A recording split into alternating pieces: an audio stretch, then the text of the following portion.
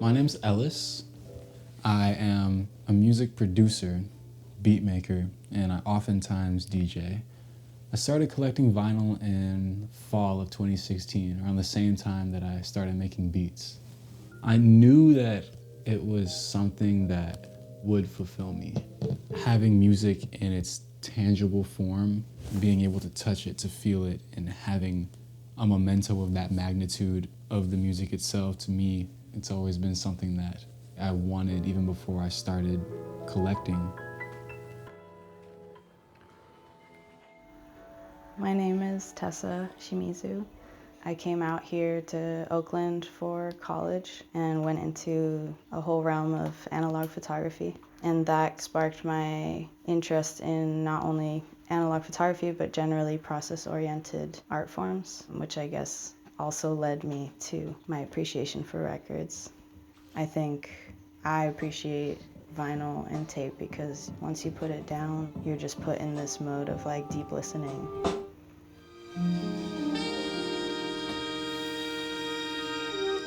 I started getting into records, I want to say in 2016. I was just wandering my neighborhood and saw that Hercules Records had popped up.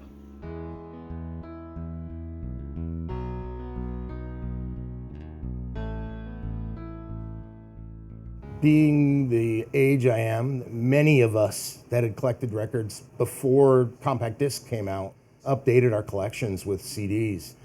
Records became pretty unpopular and a lot of record stores closed at that time, and CDs really kind of put the record business into the dumps. They just kind of took over. But I, like many people now, don't listen to CDs anymore. Now I just listen to vinyl.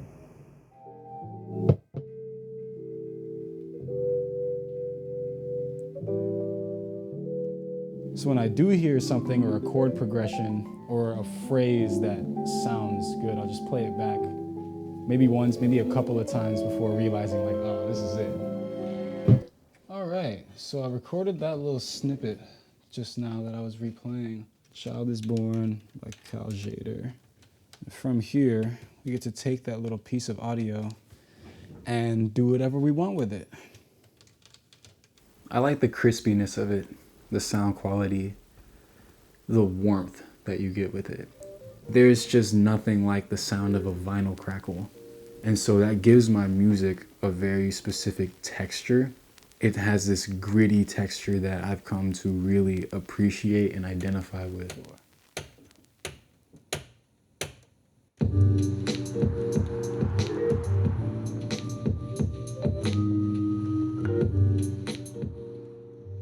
When things went digital, probably hurt the artists more than anyone. There was a time where I would download a lot of stuff, and mostly kind of bootleg stuff of bands that I like that I thought I'd never have a chance of hearing, let alone having.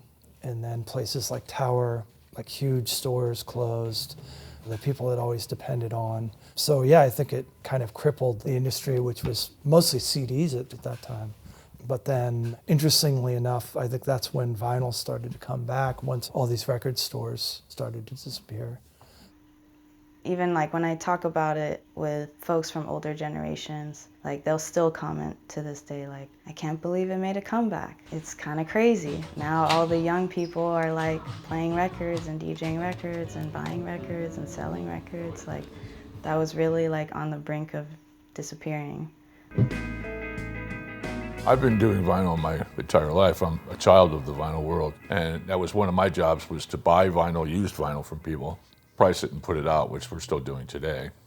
Our business has increased in vinyl twofold, threefold, probably more over the past several years. It's been somewhat gradual, but especially it seems for some reason, and I can't explain it, that COVID has also had an impact on that. Well, we had to shut the store, of course, but there was definitely an anxiousness when we reopened. Business picked up amazingly because people were just so ready to get back and physically handle merchandise again. Everything has been sort of turned upside down by all this pandemic, first of all, and the digital revolution. A lot of people that are trying to have vinyl records made, there are so many people jumping on that bandwagon. There's not enough vinyl pressing plants to produce to the need. And so you sometimes have a wait period of 6 months, maybe up to a year before you actually can receive the manufactured vinyl in hand. It has been really hard, despite the resurgence of vinyl. Maybe it's just COVID or post-pandemic, but most people have a lot longer waiting times with getting things pressed. This record, this is actually one of the records that took about 6 months to get. And then I was like, what record is this? Like, I don't remember recording a record. And that seems to keep happening, actually. I keep receiving records that I like forget that I got because it's been so long. And then I'll be like, oh yeah, that's right.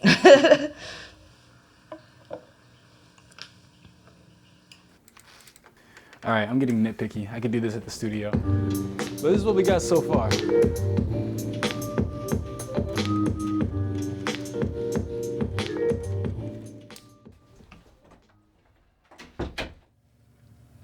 All right, ready to drive?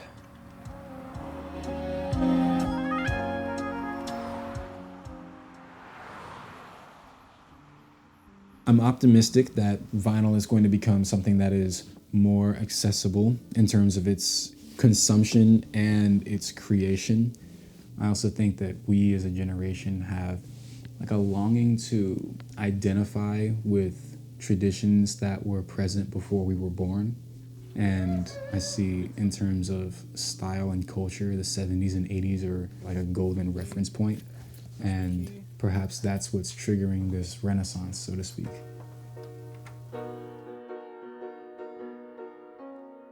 I think it's just like spans over a lot of generations, and how even like a lot of contemporary artists will continue to just be inspired and pull from like the creations and sounds of the generations prior. It's just always inspiration. I absolutely want my own music on wax so much. When I started posting beats on Spotify and whatnot, I learned that they have a mixer and a master automated setting. So anything you put on Spotify, there's an automated mixer master that your music will go through. And I was thinking like, oh, this is gonna enhance my beats, da-da-da-da-da. And it's like, no, I still like my stuff before I even put it on Spotify, if it has the vinyl on there. And that was like, whoa. And that made me think about everything that I listen on Spotify. And I would compare the two and realize that, man, I just like having this in person more, period. All right, that's good. Yeah, we can wind down now.